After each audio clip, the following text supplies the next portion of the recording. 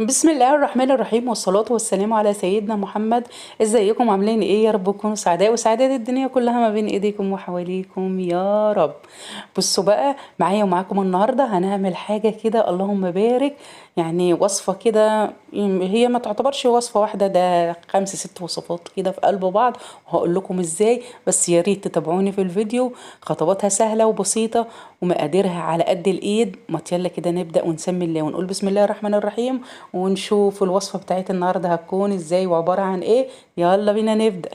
اول حاجة انا عندي هنا حوالي 6 كوبايات من الدقيق، 6 كوبايات بمقدار الكوباية اللي انتوا شايفينها دي، ومنخولين ومتوضبين كده وفل الفل وتمام التمام. جبنا البولة بتاعتنا حطينا فيها ال6 كوبايات من الدقيق والمقدار بقى اللي انت عايزاه. عايزة تضعفي المقدار، عايزة تقلليه زي ما انت عايزة. هنا انا استخدمت 6 كوبايات من الكوباية اللي انتوا شايفينها دي، وعليها معلقة صغيرة من البيكنج باودر. ايوه، معلقة صغيرة من البيكنج باودر. وكمان مع المعلقة اللي هي بتاعت البيكنج باودر نديها كده نص معلقة من الملح. طبعا عشان الوصفة بتاعتنا دي هنختارها في الحلو وهنختارها في الحادق، فلازم نكون مقللين كمية الملح شوية. انا هنا بقول لكم خدنا 6 كوبايات من الدقيق ومعلقة صغيرة من البيكنج باودر، ومعاها كمان معلقة اسفة نص معلقة من الملح. وبنفس المقدار اللي انا يعني بنفس الكوباية اللي انا عايرت بيها الدقيق هستخدمها في المية. وهقول لكم ال6 كوبايات دقيق خدوا مني سوائل قد ايه، خدوا مني يعني مية قد ايه. المية تكون دافية شوية. انزلي بقى كده بالمية رشيها بسيط، واحدة واحدة كده، وتفركي في الدقيق. يعني ما تنزليش بكمية المية مرة واحدة، احنا مش هنا مش بنعمل عجين. هنزل كده كل مرة برشة صغيرة، واقلب الرشة الاولانية اللي انا عملتها واخليها زي حبيبات الرمل زي ما انتوا شايفة كده بالظبط. بصوا بقى انا هنا ماسكة الموبايل بايد، وطبعا شغالة بالايد التانية، فادعونا بقى كده نجيب حامل للموبايل. فعشان كده ايديك الاتنين لازم يكونوا شغالين، يعني ترشي رشة المية. يعني ازاي؟ هقولك يا ست الكل ازاي. براحة ايديك الاتنين كده، يعني الكفين بتوعك كده ما بينهم وبين بعض، ترش رشة المية بالراحة، رشة بسيطة بالراحة، عشان ان هو يديني التفلفيلة كده، ويبقى زي حبيبات الرمل اللي هي مندية كده. وتفركي ما بين ايديك الاتنين لحد ما تخلي الكسكسي بتاعك مدي للصفران شوية كده. دي هتبقى الطريقة المظبوطة ليكي. بكده تكوني غيرتي لون الدقيق. يعني اول ما بنبتدي في الوصفة بيكون لون الدقيق ابيض، وبعملية الفرق اللي احنا شايفينها وموضحينها قدام بعض في الفيديو كده بيبتدي ان هو يميل للاصفرار. بكده تكوني خدمتي الوصفة بتاعتك كويس جدا. ويلا بينا كده نشوف الخطوة اللي بعدها هتكون ايه. بس الخطوة دي مهمة، فلازم ان انت تعمليها باتقان وتعمليها بدقة كده عشان الحاجة تطلع معاكي مظبوطة وتمام التمام زي ما شفتيها في اول الفيديو. وصفتنا مش وصفة عادية، وصفتنا هنطلع منها 6 وصفات وهقول لكم ازاي. فلقيت الفيديو هيطول عليكم فقسمته لكم لكذا فيديو، فتابعوا كله بقى السلسلة بتاعت الكسكسي وازاي شكلناه وازاي عملناه وعملناه ال6 وصفات ازاي. ده كله هنشوفه مع بعض بمتابعة الفيديو. ففضلا وليس امرا، يا ريت اللي ما اشتركش في القناة يشترك ولايك كده وشير، واعملوا تفعيل للجرس عشان يصلكم كل جديد. بجد هتنبهروا الايام اللي جاية باذن الله. وصفات جديدة وسهلة وسريعة وعلى قد الايد زي ما تعودنا من قناة ايمي والعائلة. نرجع مرجوعنا للوصفة بتاعتنا. بعد ما فرقنا الكسكسي بتاعنا في راحة ايدينا زي ما احنا شايفين كده، انا اتصرفت بقى وحطيت الموبايل سندته كده على حاجة عشان اوريكم بدقة واعرفكم بقى الوصفة على اصولها. هنفرك بقى الكسكسي كده كويس لحد ما يدينا اللون الجميل اللي انتوا شايفينه ده. وتعالوا بينا بقى نشوف بعد كده هنعمل معاها ايه.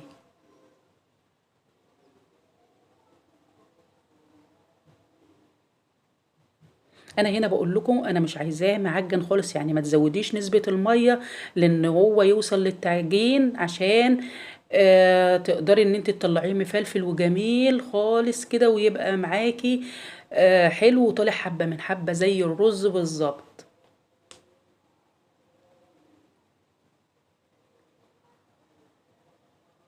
بصوا معايا بقى اللهم بارك مندي خالص ازاي، ولا في حاجة معجنة ولا اي حاجة خالص وسايب من بعضه كويس. وهوريكم كذا طريقة ازاي ان احنا نعمله بيها ونوصله للكسكسي الجميل بتاعنا اللي احنا بنشوفه في اشهر المحلات.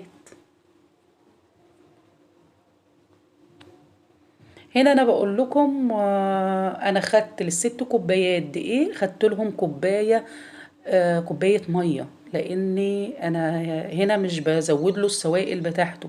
هي كوبايه ميه بس كفايه، الا المعلقتين اللي انتوا شايفينهم في الكوبايه دول. يعني كوبايه الا معلقتين من الميه او معلقه كبيره من الميه، كفايه قوي للست كوبايات بنفس الكوبايه اللي انتوا شايفينها دي.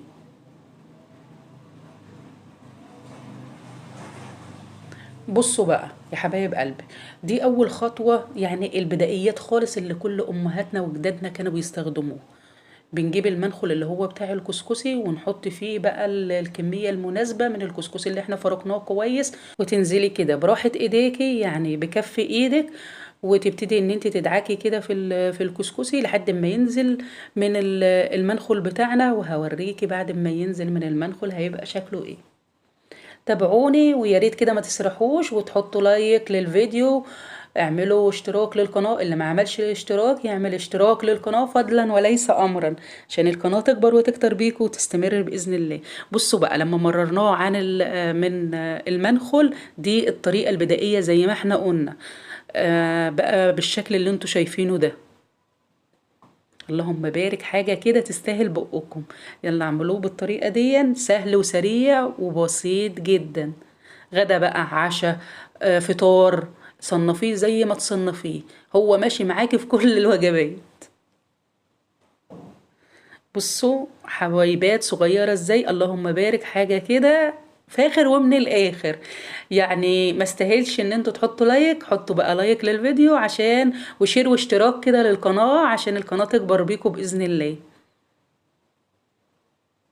هنا انا خدت بقى كل الكمية دي، طريقة برضو تانية. خدت كل الكمية بتاعة الكسكسي في المنخل زي ما انتوا شايفين عشان اسهل عليا الطريقة.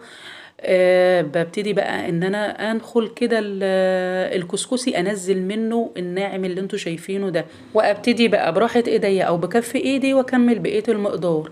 دي برضو طريقة من الطرق. وهوريكم بقى طريقة سهلة جدا ممكن ان انتوا تعملوها لو انتوا مش حابين الطريقة دي او الطريقة الاولانية.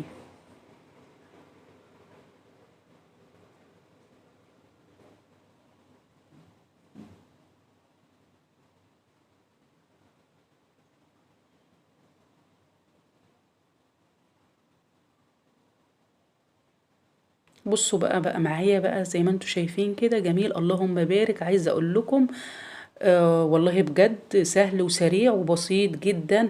وممكن ان انت تعمليه بكميات وتخزنيه في الفريزر في اكياس من هنا اكياس التلاجة. في اي وقت بقى تجيبيه جوع اخر الليل، عايزة تفطري بيه، عايزة تتغدي بيه، عايزة كده تقدميه كوجبة لاطفالك على طول مع حبة لبن، بتقدميه بكل سهولة. بصوا تعالوا شوفوا بقى الطريقة التالتة اللي احنا هنعملها ازاي عن طريق الكبة. هنحط كمية مناسبة في الكبة بتاعتنا. انا اسفة جدا الكبة بتاعتي صغنونة وعلى قدي. لو انت عندك الكبة بتاعتك كبيرة ممكن تاخدي الكمية كلها مرة واحدة، فبس انا عشان عندي الكبة صغيرة فبديها على قدها.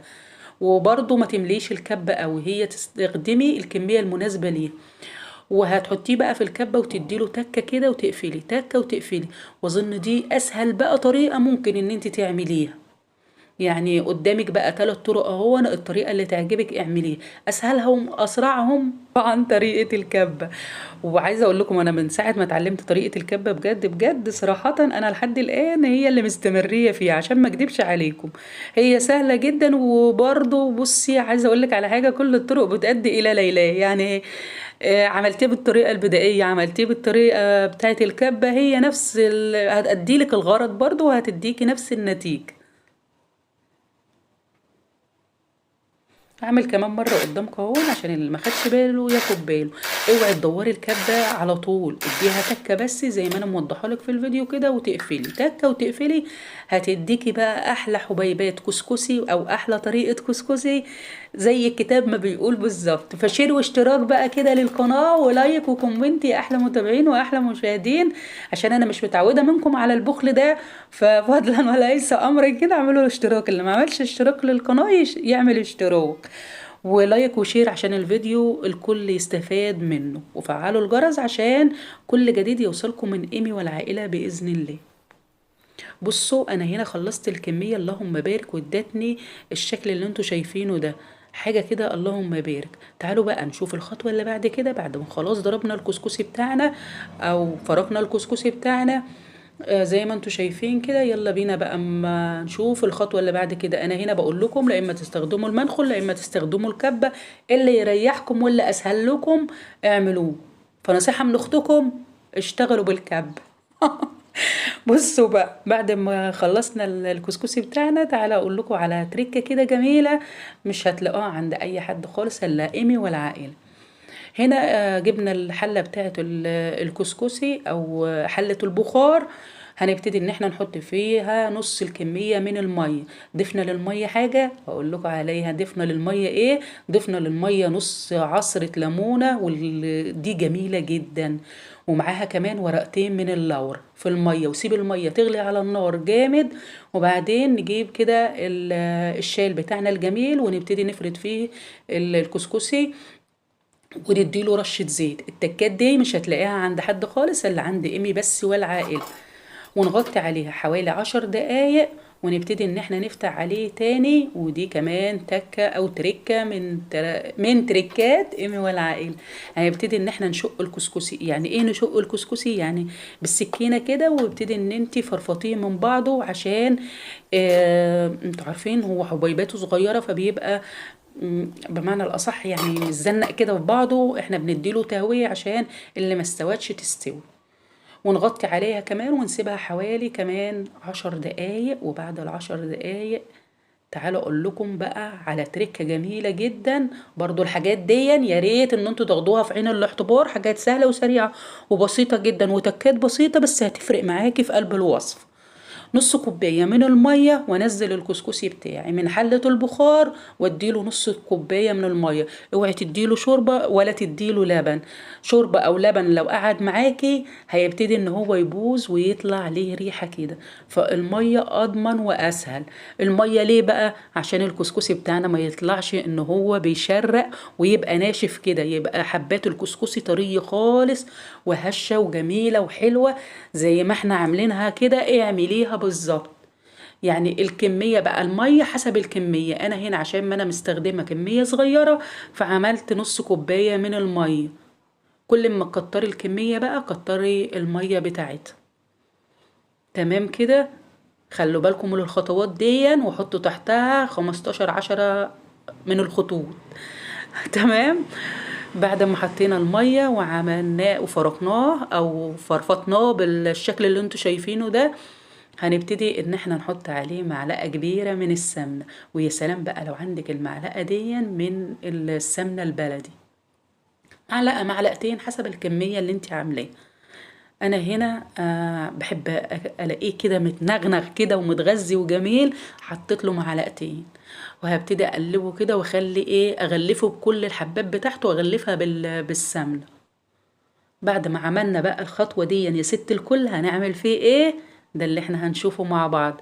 يا ريت تتابعوا الفيديو لحد الاخر، واوعوا تنسوا تعملوا الاشتراك عشان ما تزعلونيش. وكفايه الصمت اللي انتوا بتتفرجوا بيه. فاتفعلوا كده مع القناه واعملوا لايك واشتراك عشان نفسي القناه تكبر وتكتر بيكم باذن الله. بصوا بقى، عملنا الكسكسي بتاعنا واللهم بارك، حاجه كده عايزه اقول لكم طري وهش وجميل خالص. هتعملي الكسكسي بالخطوات دي هتاكلي احلى كسكسي او احلى طبق كسكسي هتاكليه من تحت ايديكي باذن الله. هنيجي بقى على الحلة بتاعت البخار بتاعتنا ونرد لها الكسكسي تاني. هيقعد على النار قد ايه؟ هنسيبه حوالي 10 دقايق بس كده. بعد 10 دقايق هننزل الكسكسي من على النار. بس لازما الخطوة دي مهمة جدا عشان ما يبقاش ناشف ويبقى طري جدا. ناس كتير بتعمله وبيشرق عند الاكل، يعني بتحسيه كده ان هو ناشف خالص وعايزه تبلعي بالميه. هتعملي الخطوه دي هتستغني عن الحاجه دي خالص، وهيبقى معاكي احلى طبق كسكسي. تكات بسيطة جدا بس والله بتفرق، وفي الآخر بتريح خالص وبتديني نتيجة مضمونة 100%. حطينا الكسكسي بتاعنا قعد 10 دقايق على النار زي ما اتفقنا، وننزل بقى بالكسكسي وهو سخن كده. هقول لكم على تركة بقى جميلة برضو. هنجيب حتة سمنة بلدي كده كويسة، والكسكسي وهو نازل من على النار نعمل كده زي تجويفة في النص أو حفرة في النص كده، وننزل بالحتة السمنة البلدي بتاعتنا الجميلة. البلدي يوكل يا جماعة. عايزة أقول لكم إن الكسكسي بالبلدي حاجة تانية خالص بالسمنة البلدي. ونبتدي ان احنا نضم الكسكسي كده على حتة السمنة بتاعتنا او حتة الزبدة بتاعتنا، ولحد ما هتلاقيها من السخونية بتاعت الكسكسي ساحت خالص. ونبتدي ان احنا نفركه برضو براحة ايدينا كده او ما بين ايدينا، لحد ما كل حباية من حبايات الكسكسي تتغلف بالسمنة، ويبقى معانا بقى بصوا حاجة كده فوق الوصف، فاخر ومن الاخر. واستخدميه بقى يا حبيبة قلبي زي ما تستخدميه. عايزة تستخدميه حلو استخدميه، عايزة تستخدميه حادق استخدميه. هنعمله بطرق كتيرة، يا ريت تتابعوا قناتي هتشوفوا طرق جديدة وهتعجبكم، واول مرة هتشوفوها على اليوتيوب.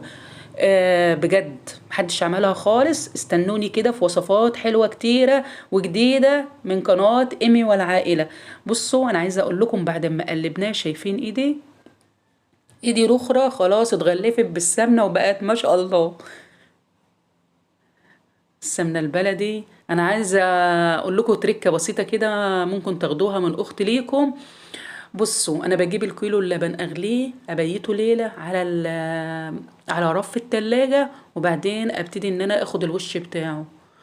الكيلو اللبن بيديني اللهم بارك الحتتين اللي انتوا شفتوهم دول. وبكده نبقى ضربنا عصفورين بحجر واحد، عندنا سمنة بلدي في البيت ونقدر ان احنا نستخدم اللبن بتاعنا. عايزة اقول لكم بقى انا خدت كده طبق حلو جميل وعملته بطريقة حلوة. تعالوا شوفوا الطبق عملته ازاي. الطبق بتاعي هو خدت الطبق بعد ما خلاص غلفناه بالسمنة كده، ونزلت عليه يا بنات بقى بحبة سكر بودرة وحبة مكسرات كده اللي هو فول سوداني. طلعي بقى اللي في درج التلاجة مستخبي كده، وحبة زبيب فايضين مننا من شهر رمضان، ومعاهم كمان رشة من جوز الهند. وكان طبق جميل جدا. دي بقى طريقة من طرق كتير، استنوني هنعمل لكم كده وصفات جميلة جدا هبهركم بإذن الله. فياريت تتابعوا قناتي إيمي والعائلة يوتيوب، وزوروني كده على صفحتي إيمي والعائلة فيسبوك، هتشوفوا كل جديد على الصفحة وهتشوفوا على القناة حاجات بجد جميلة جدا. يلا كده الفيديو خلاص بتاعي انتهى، أسيبكم على خير وأشوفكم بخير بإذن الله في فيديو كود.